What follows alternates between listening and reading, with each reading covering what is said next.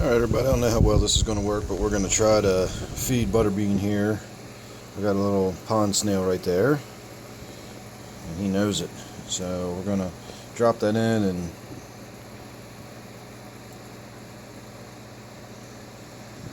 there it goes.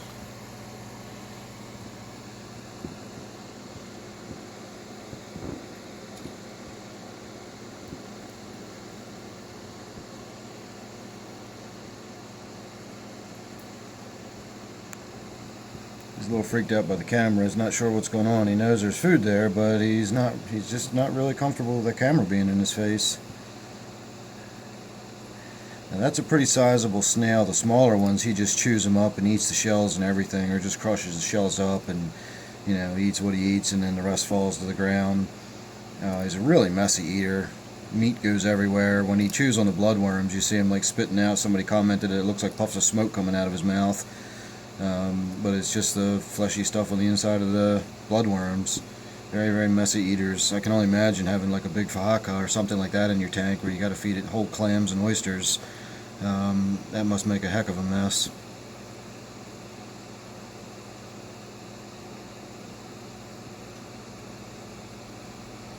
So he's still not acting the way he normally would act because of the camera. But you get a pretty good idea of what that cute little mouth can do.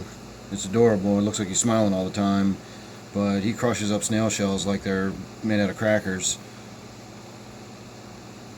So I can imagine a larger one of these could probably take your finger off without much issue. Well, I mean, they go through oyster shells without much issue, so I mean, I guess a finger wouldn't be much of a problem at all.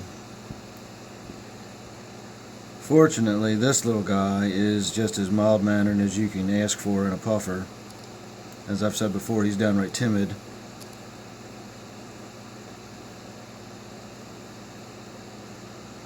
He's still wondering why I've got this thing pointing at him.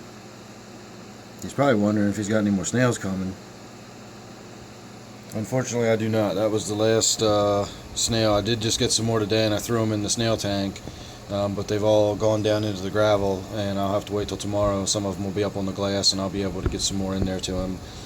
So that's my brackish tank. That was my figure-8 puffer eating a snail, and he'll probably spend the next 10 or 15 minutes swimming around, rooting around in that corner, you know, making sure he didn't miss anything, or that I didn't put anything in there that he didn't get.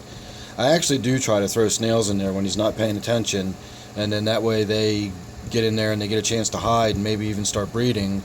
And that allows him some natural forage. I actually saw him find one on the glass today and pick it off the glass and had himself a little snack. Puffers are a fish that get bored very easily. It's actually not a bad idea to change up your tank decor from time to time, just so it gives the puffer something different to look at. They really are very intelligent animals, and if you don't give them enough activity and stimulation, it's just not good for them. They get bored, and you'll find them pacing the glass. They just go up and down on the glass. If you got a puffer that's doing that, it's not a happy puffer.